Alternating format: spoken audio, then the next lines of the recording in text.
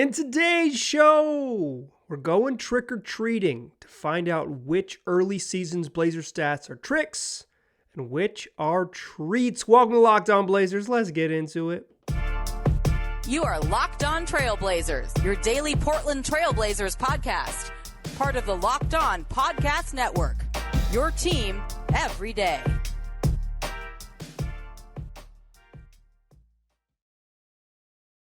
What up, world? It's your past first point guard and Trailblazers reporter, Mike Richmond. You are listening to another episode of Locked On Blazers, part of Locked On Podcast Network, available wherever you get podcasts and also on YouTube. Thanks for making Locked On Blazers your first listen every single day. It's free on all platforms, 5 days a week. Why not listen to it? It's to start every single morning and then tell your friends to do the same. As Locked On Blazers, your team every day.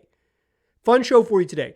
I'm recording this on Halloween. You're listening to it on maybe Halloween evening if you're into it, if you're an early listener, but this is Tuesday, November 1st episode. But I'm recording on the evening of Halloween.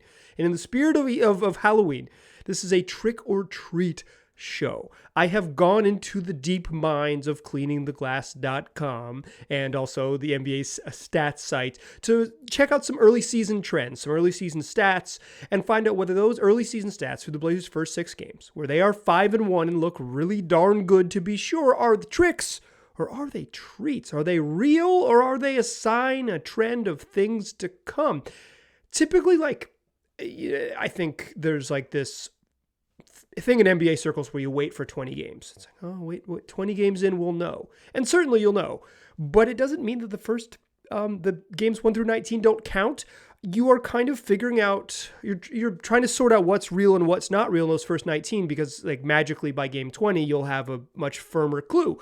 But the early stuff, I don't know if it's as meaningful, but it's certainly worth, it's worth noting, right? Like it's worth, we gotta try to get our thumb on the pulse, figure out what those trends are, and then by the time we get to game 20, when things are definitive and real and true, we will have already seen them coming because you'll have listened to them on Locked On Blazers. So let's find out what are tricks and what are treats, shall we? The first one I've got for you, whether it's a trick or a treat, is the Blazers' rim frequency. The Blazers right now are number 1 in the league in terms of attempts at the rim per game. Number 1 in the league. Nobody gets more shots up at the cup than your Portland Trailblazers do. Last season, they ranked 10th. This season, they are first. 34.1% of their attempts last year were at the rim. This year, 43%. That is an increase of 8.5%. I did the math for you. I got a little spreadsheet that I'm peeking at here. 8.5% increase. It has come at where the big difference is that they're shooting less threes. Last year, they were 8th in the league in 3-point attempt rate, like a frequency of threes. This year, they've dropped to 19th. Pretty significant drop. 5% decrease in percentage of field goal attempts that are threes. Shooting about the same number of mid-range attempts. Last year was 8.9%. This year is 8.2%. They have not sacrificed they haven't taken more of the most difficult shots in the league, long 2-pointers. They're taking less threes and more shots at the rim. And so much of that has to do with stuff you can see. This team just wants to run. They want to run. They are 3rd in the NBA in transition frequency. That's a top 5 mark in the league, something they just have not been. It's a top 3 mark in the league if you really scored at home, something they just have not been. In each of the last 4 seasons, they have ranked bottom 6, each of the past 6 seasons, let me try that one again. Each of the past 6 seasons, they've been bottom 4 in the league in transition frequency. 26 is the best they've ranked over the last 6 years. They've usually been worse than that, 27, 28, 29, and last. Terry Stotts' teams just didn't run at the end. Early on in Stotts' career, they shared the ball a lot. They ran frequently. They pushed the pace. The ball moved. It devolved. And by the end of his tenure with this team, they didn't run. And last year with Chauncey Billups, they didn't run. This year, the personnel has allowed them to run. Josh Hart, he's just a one-man fast break. Jeremy Grant wants to get out and go. I think replacing the bulk of your shooting guard minutes with just Anthony Simons and not CJ McCollum, that's just more frequency of getting out and going. Playing Justice Winslow in that second unit, you get out and go. Nazir Little, Shaden Sharp, dudes who can run and want to run. You run more in transition, you get more shots at the rim. you just see Josh Hart do it. Like, it's obvious. But even the way Jeremy Grant attacks, particularly when he can get to his right hand, he can get all the way to the cup. Damian Lillard has consistently been a guy who does a pretty darn good job for the number of threes he takes, sprinkling in full rim runs, particularly going to his left and finishing with his right hand. You've seen it a million times. You know it. The Blazers are the number one team in the league in rim attempts, frequency of attempts at the rim. And y'all, I think that's a treat. I don't think that's a trick. It would probably be silly to pick like any team in any stat 6 games in to lead the league. Like I don't think it makes sense for me to sit here and be like, oh yeah, they're going to lead the league all season for sure. No, I don't know. Like that's, but I think they're going to be among the league leaders. I think this is how they want to play. And having done this with Damian Lillard in the lineup shows that like, get the right personnel around him and Damian Lillard teams can run. To get the right personnel around him and Dame teams can get downhill. They can attack the rim. They want to get into the paint. Other than Anthony Simons, pretty much everyone in the starting lineup gets to the rim with some frequency. Simons is a pull-up guy. He shoots floaters instead of getting all the way to the rim, but everyone else gets there. Nurk, for all his trouble, gets a lot of shots at the rim. I think this is a treat. I think this is something we're going to see all year long. Like I said, I don't know if the Blazers are the number one team in the league all year long. I don't know if they're going to continue this, 43% of their shots coming right at the rim, but you like to see it, and it feels real, and that part of this feels pretty darn sustainable to me. That's a treat. Rim frequency is a treat. That is not a trick. Okay, I got another trick or treat option for you I want to talk about. But first, let me tell you about LinkedIn Jobs. Look, these days, every new potential hire can feel like a high-stakes wager for your small business. You want to be 100% certain that you have access to the best qualified candidates. That's why you have to check out LinkedIn Jobs. LinkedIn Jobs helps you find the right people for your team faster for free. They got simple tools like screening questions which make it easy to focus on candidates with just the right skills and experience so you can quickly prioritize who you'd like to interview and who you'd like to hire. It's why small businesses rate LinkedIn Jobs number one in delivering quality hires versus the leading competitors. LinkedIn Jobs helps you find qualified candidates you want to talk to faster. Post your job for free at linkedin.com/lockedonnba. That's linkedin.com/lockedonnba to post your job for free. Terms and conditions apply. All right. I got more tricks. I got more treats, or at least we can decide what's what. I've continued in the statistical mining fields. And the next thing I want to talk about is through 6 games. As a caveat, I am recording this before the basketball games start across the league on Monday. So things might change a little bit, but these are general rules, y'all. The Blazers rank top 10 in the league in both offense and defense. They're 9th in offense and 10th in defense through 6 games. That is significant. They haven't been this good on defense in many moons since the 2017-18 season. They have been consistently an elite offensive team and a well below average defensive team, and just straight up bad the last 4 years. Straight up bad the last 4 seasons. But being top 10 in both is a significant and meaningful number. Last year, the Golden State Warriors, your NBA champions, ranked 16th in offense and 2nd in defense. But prior to the Golden State Warriors winning the championship last year with that 16th rated offense, every champion since 2005 had been at least top 11 in both offense and defense. At least top 11 in both, including 14 of the 17 were top 10 in both. And every champion since 2007, over the last 15 years, had been top 5 in at least offense or defense. The NBA season is too long. It's too long. They play too many regular season games. But it is, for the most part, predictive of whether you're good or not. Here and there's 10 games that don't matter throughout the season. It's just like straight up meaningless. But if you are one of the best offensive teams or one of the best defensive teams for 80 nights, chances are you're going to be good when it matters, and you'll have a chance to win a title. To be a title team, you very likely have to be top 10 in offense and top 10 in defense. And you probably have to be top 5 in one of them. That's what a championship team looks like. So when you're thinking about defensive rankings. And the rankings, to be clear, are points scored per 100 possessions and points allowed per 100 possessions. These are offensive rating and defensive rating. The Blazers are 9th and 10th right now. A top 10 offense and a top 10 defense is the sign of a team that can compete for a title. I think this is a bit of a soft trick. It's like getting a full-size candy bar in your bag, but it's not a candy bar you prefer. You open it up and it's one of those cookies and cream white chocolate Hershey's bars, and you said, well, that's cool that they gave me a full-size bar, but it could have been one of the small ones of these. It's like getting a really good apple in your bag, like, Honeycrisp is delicious this time of year, but I wanted candy. It's kind of like getting, and I heard this on a podcast I listened to earlier this week, it's like getting nice stationery in your trick-or-treat bag or pumpkin, whatever you roll with. I was a bag guy.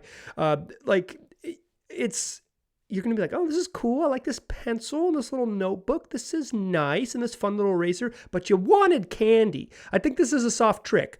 It's not, I just don't think the Blazers can sustain this level of quite frankly, I don't think they're going to be this good on defense all year long.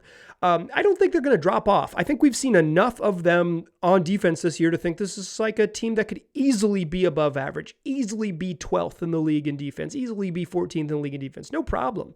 The defensive personnel is better. Josh Hart is totally competent playing small forward in this league, something that maybe I was a little bit skeptical of. Jeremy Grant has, particularly him guarding point guards late on teams that don't have big intimidating wings, has been a nice upgrade. Yusuf Nurkic is, for his faults, is good at being in the way. He's a man who understands positional defending. He's a great deter. He's a great deter. He's just a big dude, not a crazy shot blocker, but a big dude who stays around the rim. And Anthony Simons and Damian Lillard have taken the challenge of being more competitive defenders this year. Certainly Anthony Simons has taken, I don't know if he's taken massive leaps, but just in terms of low screw ups, he's come a long way this year. The effort is there. The requisite effort to be competitive is absolutely there. But I think this is a soft trick because I don't think they're going to be a top 10 defense all year long. They have played some teams that are bad on offense. Sacramento ranks 19th. The Lakers rank 30th. Miami ranks 23rd. Houston ranks 27th. That's, 3 of the bottom 7 offenses in the NBA in their first 6 games. That's, that's four below average offenses in their first 6 games. Phoenix is really good. They're 3rd best in the league on offense. They've been killing teams, and the Blazers played great against them down the stretch. I think Portland got a little bit lucky because Cam Johnson wasn't healthy, and Landry Shamet wasn't available. 2 really key shooters for the Blazers down the stretch there. But you don't have to give them back for playing a team not at full strength. They're going to play Phoenix twice this weekend without DeAndre Ayton. You don't have to give those back either. You just go win the games and keep it moving. Apologize when you got home court advantage in the playoffs. Portland dominated the Denver Nuggets. That's a top 10 offense in the league right now. I think this is a soft trick. Their offense could be a little better. The Blazers offense has looked, hasn't been ideal, but because of how frequently they're getting to the rim and because of the thing I'm going to share with you in the 3rd segment, they've been solid. I don't think this early in the season, through 6 games, I don't think the defensive rankings matter all that much. And I know I just listed off a whole bunch of them. So obviously I think they matter a little bit, but the Blazers were a top 5 defense in the league briefly. And then they gave up 26 transition points and turned the ball over 245,000 times. The second number is not true against the Miami Heat. And they dropped from top 10 to 18th. And then they came back and really handled a bad Rockets team. And they bumped back up to 10th. You're talking a quarter away from moving around. A hot shooting quarter or a good defensive quarter, you're going to move up 4, 5, 6 spots. The 20-game mark matters for this stuff because you'll have done it enough times and the sample size will be big enough that it's okay, this makes sense. So I in that regard, I totally understand. But I think the trends and what you've seen with your eyeballs suggest that the Blazers could probably be a little better on offense, and they're certainly, they have room for improvement on offense, and they just straight up have improved on defense. Soft trick that they're going to be top 10 in both, but the idea that they could be above average in both categories seems totally reasonable through the first 6 games. We'll see how long Damian Lillard is out. He's not going to play, according to reporter Sean Highkin, who I saw report this of Rose Garden Report, said that Chauncey Billups indicated that Damian Lillard will not play Wednesday against the Memphis Grizzlies. So at least that game, potentially 2 more. They play Friday and Saturday against Phoenix. Like, it's, if Dame is out, they're going to be worse because he's their best player and one of the best players in the league. But they looked pretty darn good against a bad Houston team. Taking care of business against bad teams is important in this league. You do not have to give them back. I think we've seen enough to know what the trends are, even if like the numbers and the rankings specifically don't mean too much because of the obvious small size caveat. But I'll say this. If the Blazers are top 10 in the league in both heading into the postseason, which is 76 games away. Obviously, I'm recording this at the end of October, and that happens in the middle of April. I understand we're a long way away, but the trends are the trends. If you are top 10 in both, you are a team that can compete for a title. This will be something we check in on throughout the year because it matters.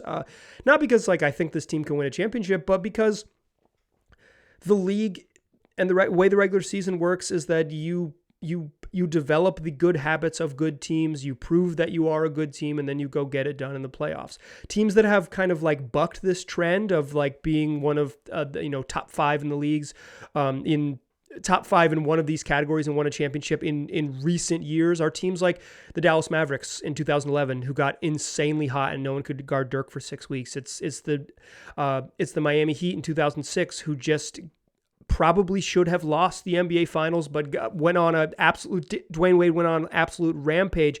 And it's the 2001 Lakers, who didn't give a single hoot about the regular season and then turned on when it mattered because that was a team that was just absolutely loaded and had 2 of the top 5 players in the league.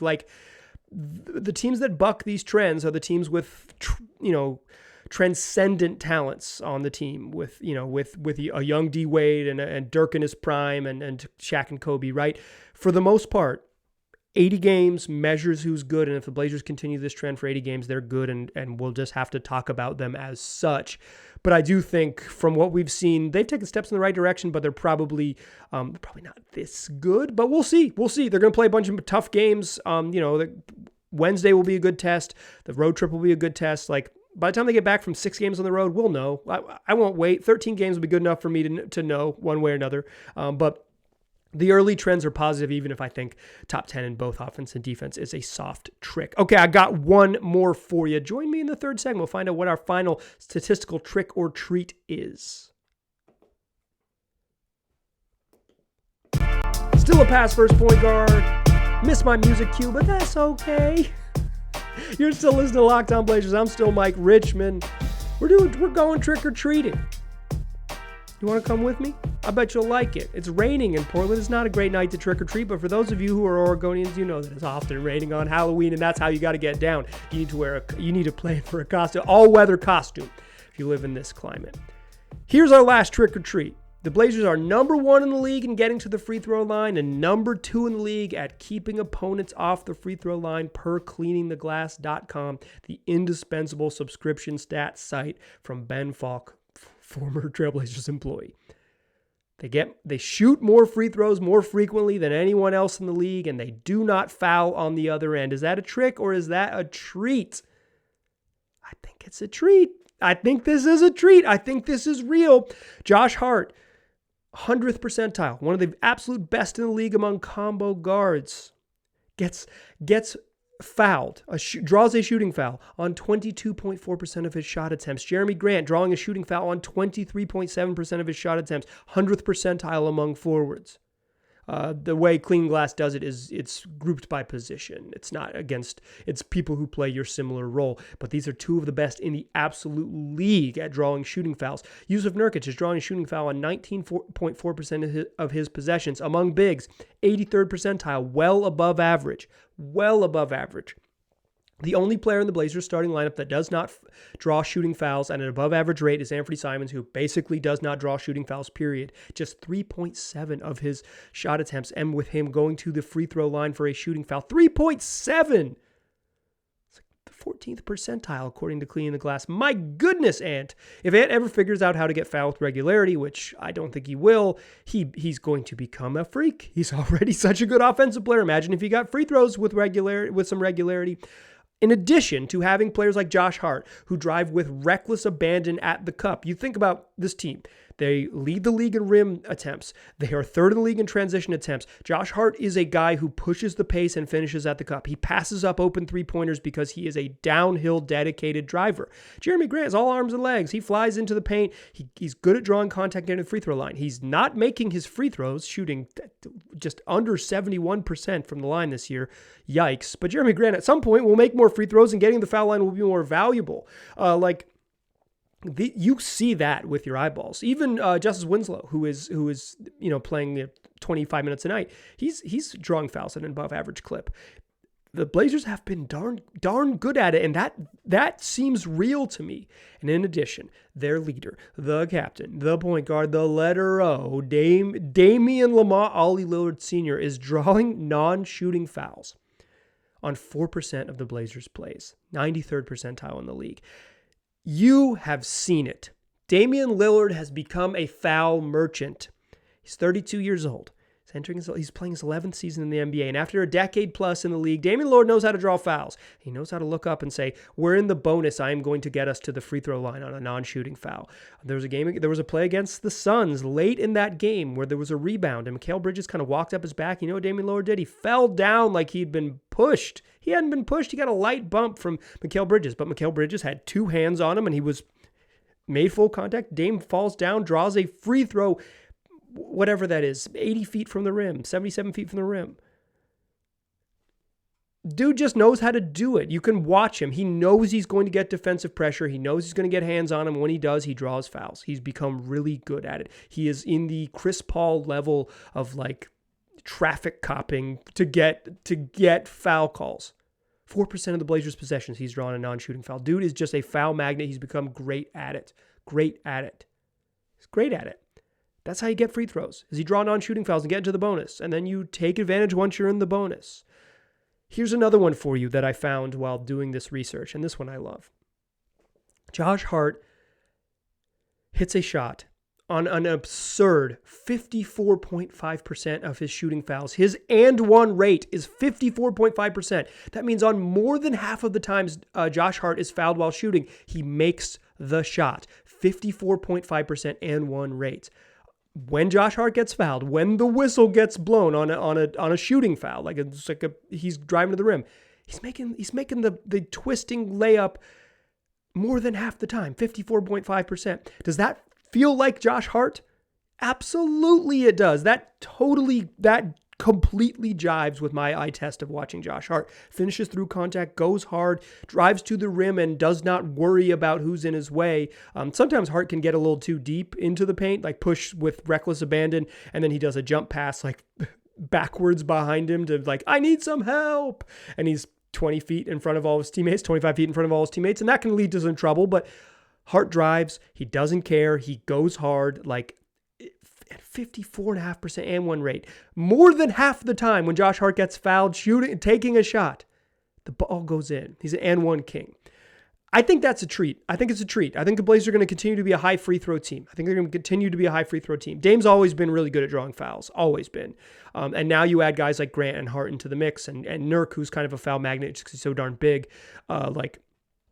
Yeah, I think they're going to be a high free throw team all year. Again, picking any team to finish first in any categories may be foolish, but top 5, top 6, top 8, no prob. They're going to be one of the best in the league at free throw, at drawing free throw attempts. It's a secret to their sauce. They get to the rim, they run, they get to the line. It's how they've maintained their level of being a pretty good offensive team without shooting threes at a really, really high clip. That's the give and take here, is that they're shooting fewer threes, but they're just so many more rim attempts and so many opportunities at the free throw line. That's why they're the 9th best offense in the league. That's it.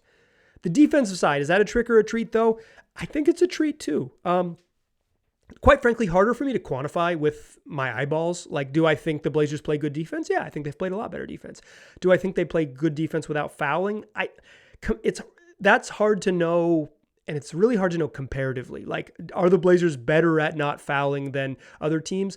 I think that's maybe something I'll pay closer attention to here in the next couple weeks, but not something that, quite frankly, I don't think I have the scouting chops to appreciate that in real time. That's something that I'll have to track statistically and see if I can catch it. But The only player committing fouls at an above average rate who plays regular minutes is Yusuf Nurkic. The only other player on the roster who's committing fouls at an above average rate is Shaedon Sharpe. Sharpe had that one game where he committed 4 fouls in like 15 minutes. If you take that out, I bet he's not committing fouls at that high of a clip. Rookies get worse calls. Sharpe's also just like still figuring out how to play defense in the league. Nurk can get a little foul heavy. It makes sense that on 3.8% of his team's plays, he's committing a foul. Sure. Nurk's not crazy in the foul department, but that's a little more frequent than your average big man in the league, which kind of checks out with the eye test.